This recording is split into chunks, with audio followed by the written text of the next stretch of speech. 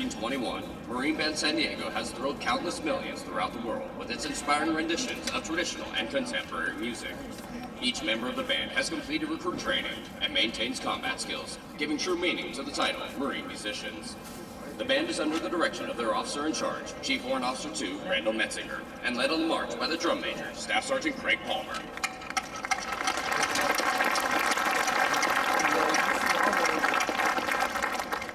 Dedicated to its namesake unit, Joyce's 71st New York Regiment March was composed by Thornton Barnes Boyer in 1881. Thomas Joyce founded the regiment's band, which was later used as a model for other American bands throughout the 19th century. The piece itself is one of a select few written strictly for military bands.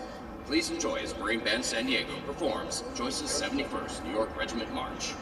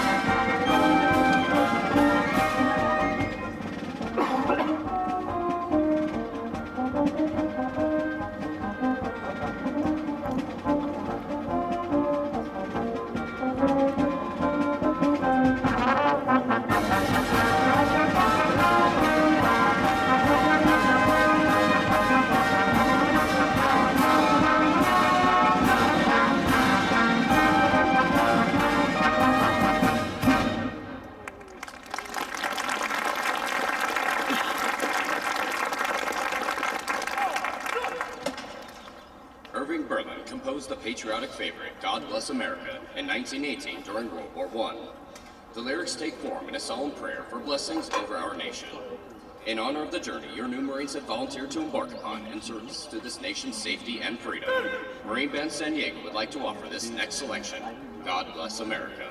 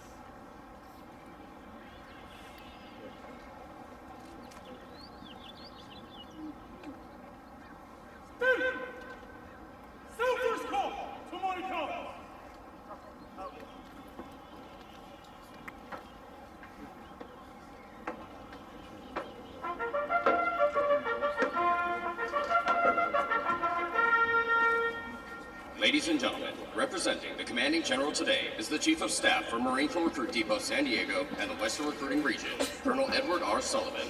Accompanying him is Sergeant Major Abel T. Liao, Sergeant Major for Marine Corps Recruit Depot San Diego and the Western Recruiting Region.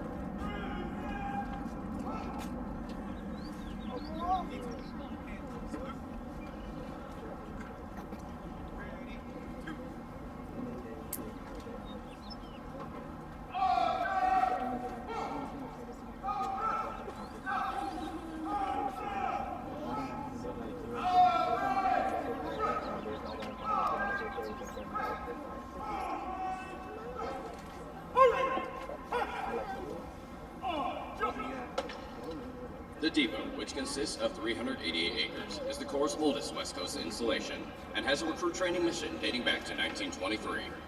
This year, more than 17,000 young men and women will successfully complete our rigorous 3-month training cycle and depart the depot having earned the title Marine. We extend a warm welcome to the families and friends of the Marines graduating from Hotel Company. This morning, Lance Corporal Frederick H. Gordon is the company honor graduate, while at the Marine Corps Depot, Lance Corporal was trained by Senior General Staff Sergeant Juan Matos and was recruited by Sergeant Eric R. King Lewis from the 9th Marine Corps District, Recruiting Station, Chicago, Recruiting Substation, Lake County, Illinois. Also present today is the highest platoon average primary marksmanship instructor, Sergeant Thomas M. Hawkins.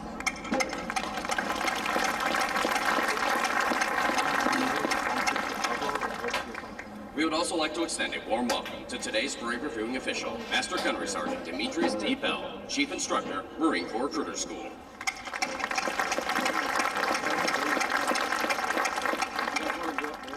Today, as a representation of the legacy of bravery and selfless service to which all Marines have committed themselves, we pause to honor the actions of a Marine who clearly demonstrated commitment to our comrades, our country, and our Corps by reading the following citation of meritorious action.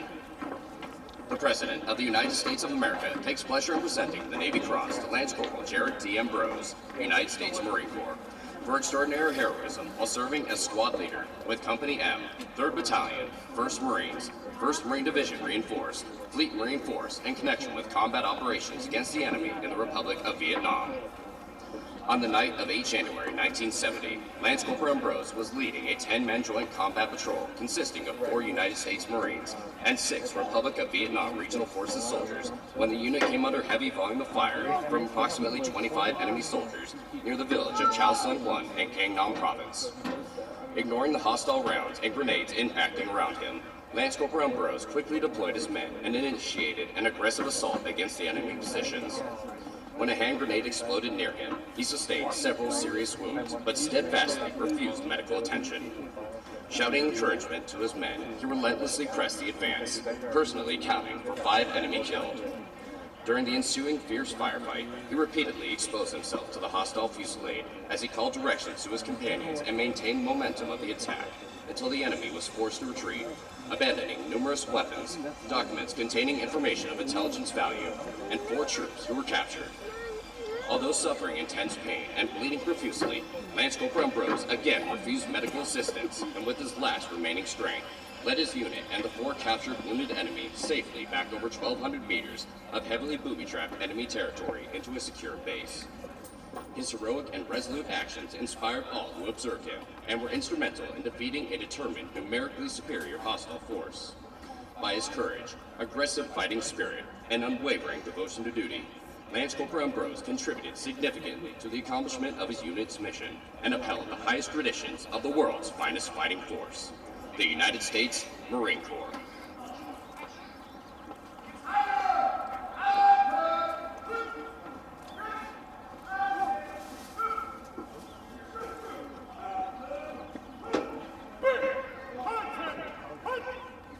Ladies and gentlemen, now taking his position at the head of the formation is the Chief of Staff for Marine Corps Recruit Depot San Diego and the Western Recruiting Region, Colonel Edward R. Sullivan.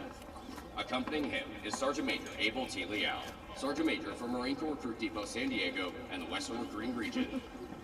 Ladies and gentlemen, please rise for the presentation of the colors and remain standing for the playing of the national anthem. We welcome veterans and members of the armed forces to join us in rendering appropriate honors with the military salute.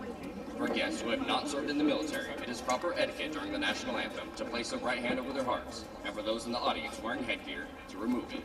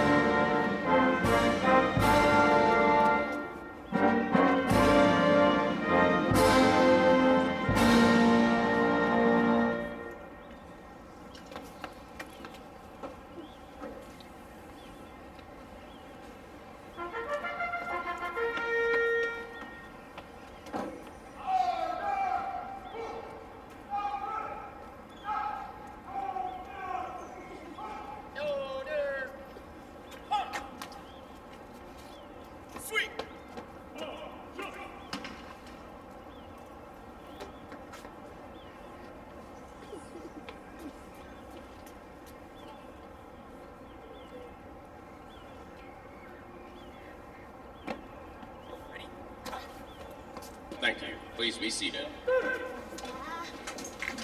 Ladies and gentlemen, the Chief of Staff for Marine Corps Recruit Depot San Diego and the Western Recruiting Region, Colonel Edward R. Sullivan.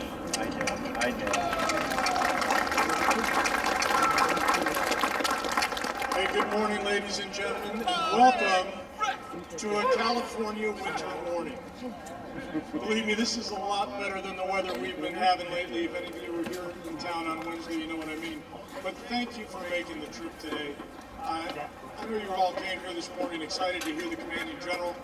Nobody gets excited about the understudy other than our mothers who come out there, but I'm going to try to do my best to welcome you on behalf of Brigadier General Morris, who's away at a course today at Maxwell Air Force Base, but together with Sergeant Major Abel Leal, thank you for making the trip out here.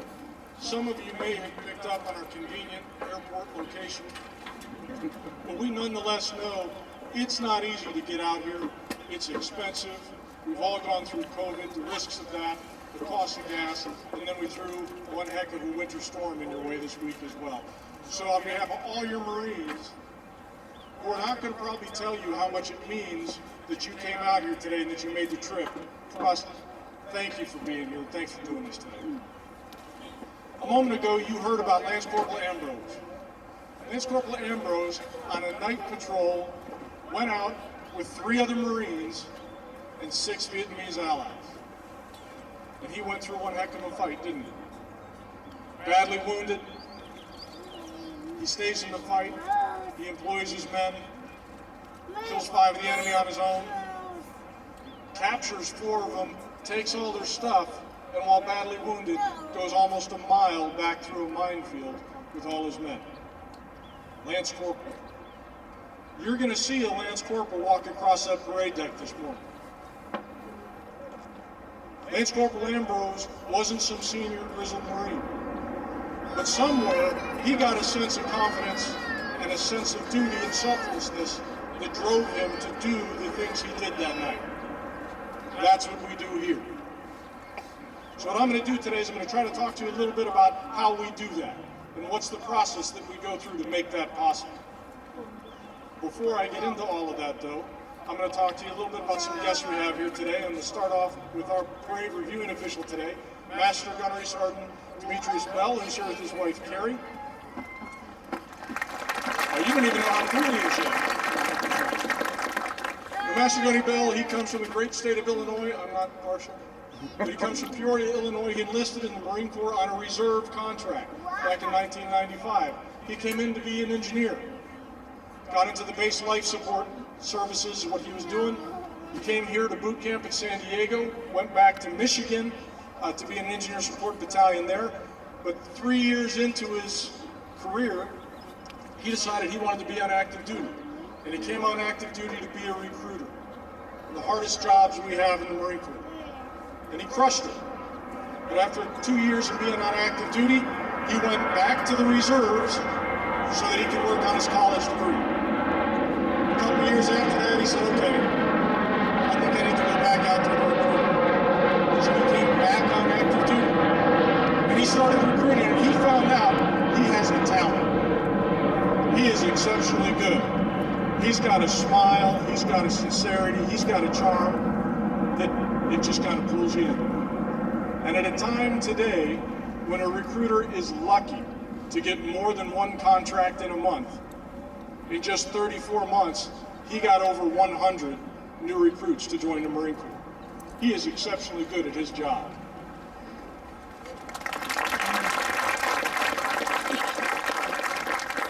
So as of 2008, we said, why don't you just stay as a recruiter? Because you're exceptionally good at that. So he became a career recruiter. And he has spent from 2008 till now either recruiting, teaching recruiters, developing the courses that the recruiters use, overseeing it. He's done anything you can possibly do with recruiting. Just last summer, he departed here where he was our recruiting instructor chief for the Western Recruiting Region, and he went just to a building over there for a basic recruiters course, which is all recruiters in the Marine Corps go through that school regardless of post. He is the senior Marine instructor over there. Master Gunnery Bell, it is an absolute pleasure to have you here today.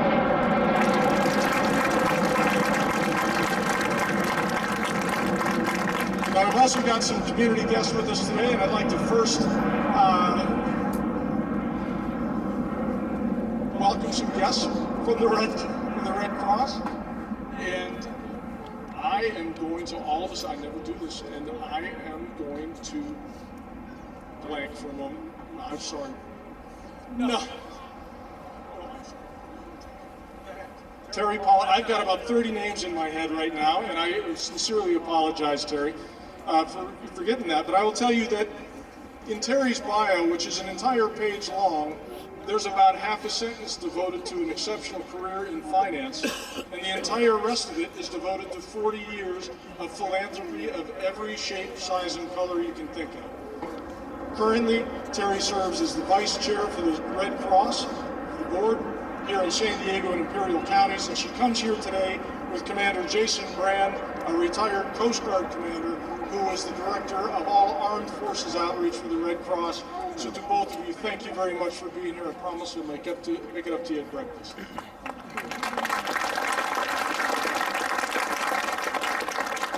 Now the last guest is one I did not expect to have here today, but I'm going to tell you a little bit of a story here, and that is back in the mid-60s, from 1963 to 66, the commander of this depot was Major General Bruno Hochmuth. His aide, the young officer that assists him, is a Captain Morris. Captain Morris and his fiancée were married in the chapel that's over in that building right there. They had their wedding reception in our general officer quarters on the other side of this building. Many years later,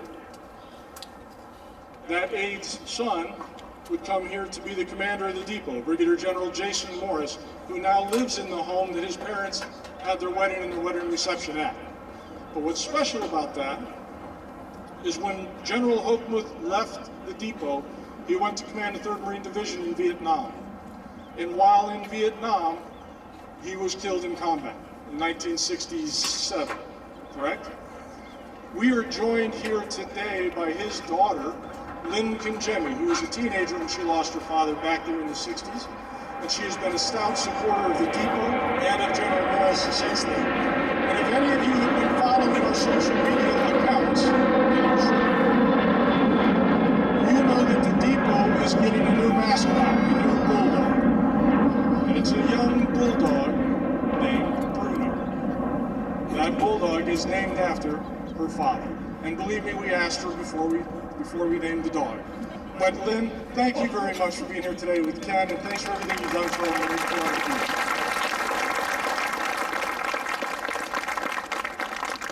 Corps. Okay, now I'm going to talk a little bit about what we do here.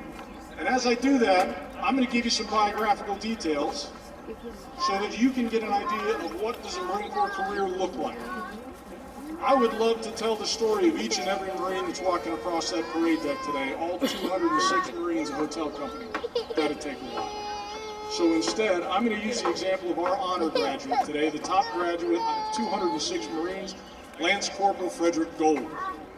We got mom and girlfriend sitting right over here, don't we? Frederick's a little older, okay? He was about 23 when he said he's 24 now. 23 still? Okay, you owe me push-ups later, Steph, sorry. Okay, so he's 23. He'd gone through college, he'd gotten his degree. He was thinking about the officer programs and then said, maybe that's not what I want to do. But we needed a recruiter to go out there and find him. And in this case, Sergeant Eric King Lewis was the one. Sergeant King Lewis comes to us out of Denver, Colorado. He joined the Marine Corps back in 2015. He went out to, by the spring of 2016, he had reported into 29 Palms as an 0311 infantry rifleman. 6 months after getting out to the fleet, he found himself in Amman, Jordan, training the Jordanian military. Did that for 6 months, came back to the States. 1 year later, he found himself in Afghanistan. He thought Afghanistan wasn't tough enough, so a couple months later, he and his unit got moved to Iraq to go fight ISIS. Did that for a while, came back to the States, and then of all things, this infantryman got orders to the Marine Corps Cyber Warfare Group to be their training chief. He did that up until last summer when he came here to recruiter school. He only got to the Chicago area, folks, back in October, and 1 month later, right after getting knocked out, he met Frederick Gold. So I'm King Louis for everything you and all the other recruiters do out there for us. Thank you very much.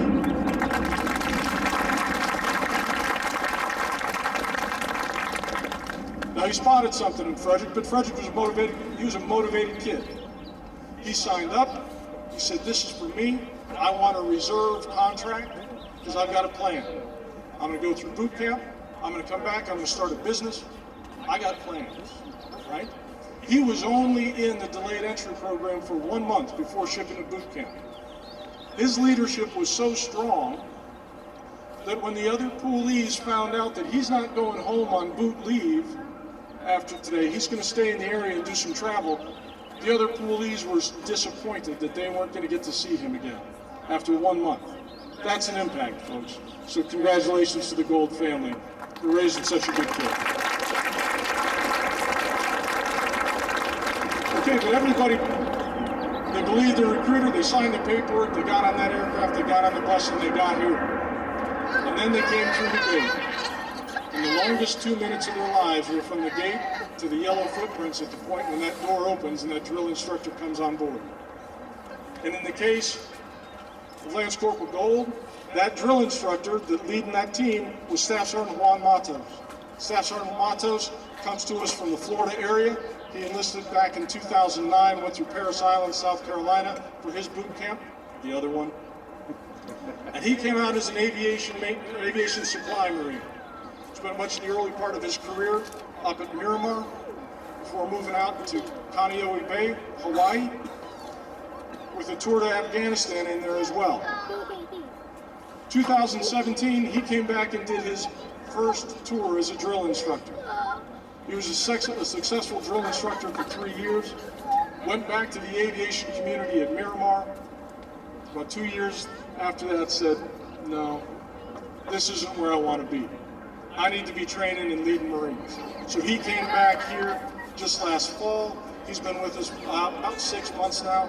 This was his first cycle back as a senior drill instructor, and he saw something special in Frederick right from the outset. He made him the guide, never officially fired him the whole time, which is unusual. Might have played him a little bit. But when he saw that was special, was a young recruit that would ask questions, a young recruit that wanted to know the why, and could then translate that to other Marines. So Staff Sergeant Matos, I know you're just getting started on round 2, but thank you for everything you and all your drill instructors are doing to train our Marines. But as good as our drill instructors are, they don't teach marksmanship, because we need the recruits in a different mindset when we're teaching them how to employ their rifle. Up at Weapons and Field Training Battalion, the primary marksmanship instructor who led the platoon with the highest shooting average was Sergeant Thomas Hawkins. And Sergeant Thomas Hawkins, he comes out of Natchez, Mississippi, went through Parris Island back in the 2015 time frame. He came out as an 0331 machine gunner. But he's not just good at area targets with the machine gun, he's pretty good at the rifle as well. He was stationed in Kaneohe, he stationed in Marine Corps Base, Hawaii. He did 2 6-month deployments out to Japan. While in Japan, he was actively training with Thailand, South Korea, Australia, and Indonesia. So he's been around a bit. He's been at Weapons and Field Training Battalion for several years now. He leads a team of coaches. And the key, when I asked him this morning, what is the key to teaching Marines marksmanship? So they got to ask questions. They got to be inquisitive. Closed mouths don't get fed, right? So you get them to relax, you get them to trust you, and you succeed. Sergeant Hawkins, thank you for everything that you're doing up there at Weapons and Field Training Battalion. Keep doing it.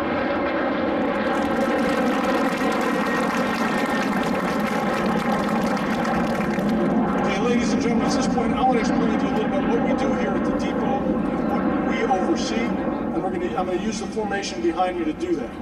On the right-hand side, dressed in the same uniform I'm in, and the uniform you've all seen out in your communities, at the strip malls, at the high schools, at the county fairs, those are Marine recruiters. These Marines are all from the 12th Marine Corps District, which is headquartered in a building to my left. They oversee all of our recruiting on anything that touches the Pacific, the Canadian border, all the way over through Montana. They represent 1,700 recruiters that we have spread between American Samoa and Indianapolis. Those 1,700 recruiters are going to find us 1,600 new Marines and 100 officers every month.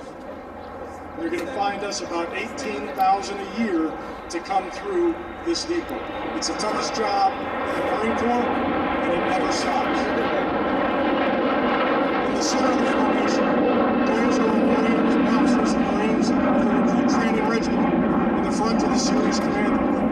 In the back row with the distinctive campaign covers, those are the drill instructors that are with your Marines every moment of every day, making sure they're mentored, making sure they're encouraged, and that they walk away with the lessons they're supposed to walk away with.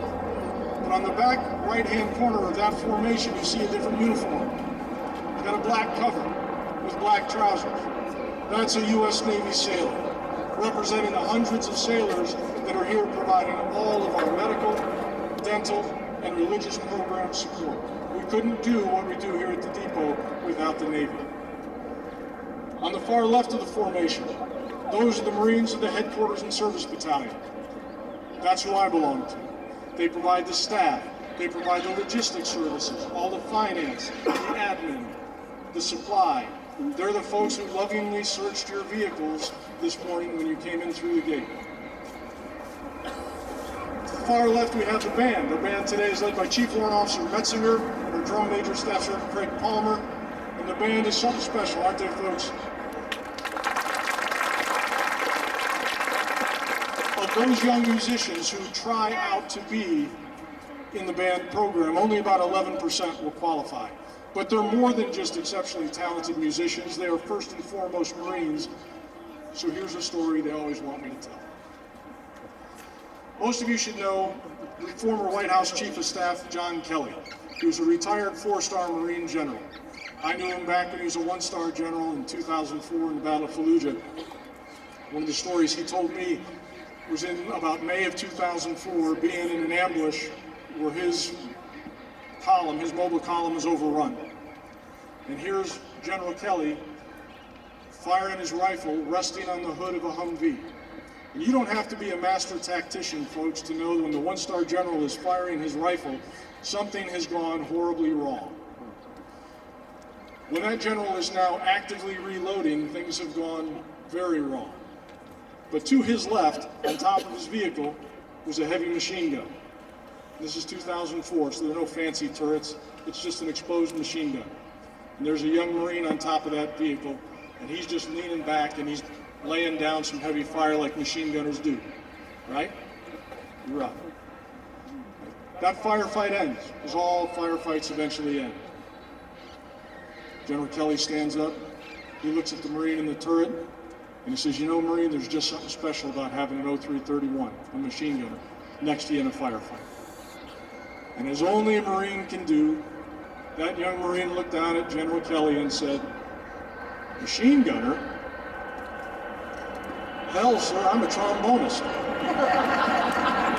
And it's at that point that General Kelly remembered that the band provides security for the headquarters of the Marine Division.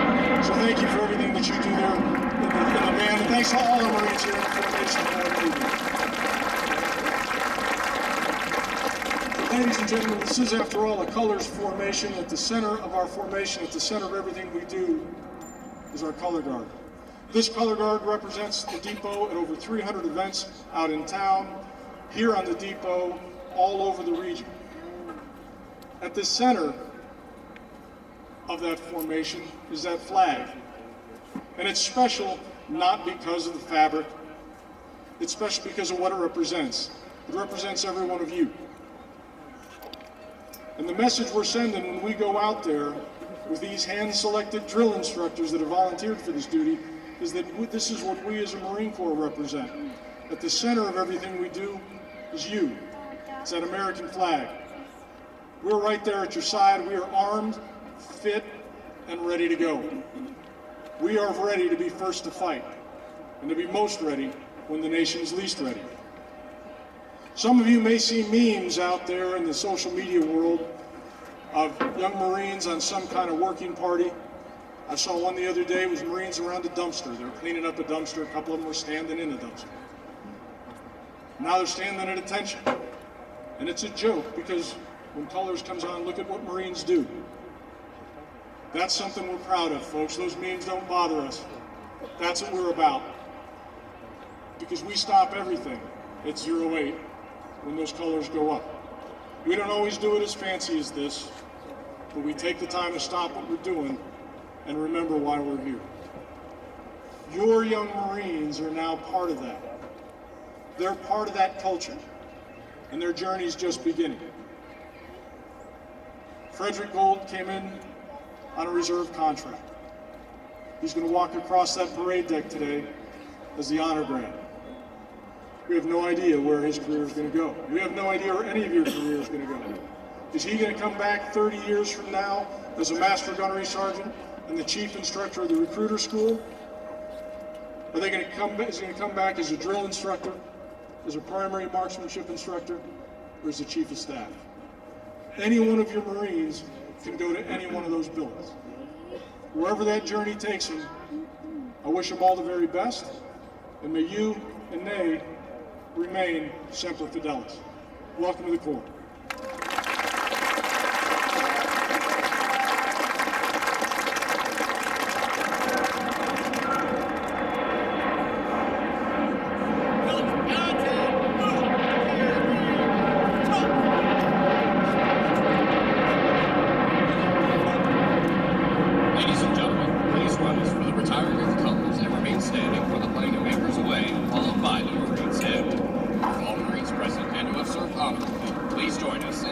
First verse, as Marine Band San Diego performs the Marine's Hymn.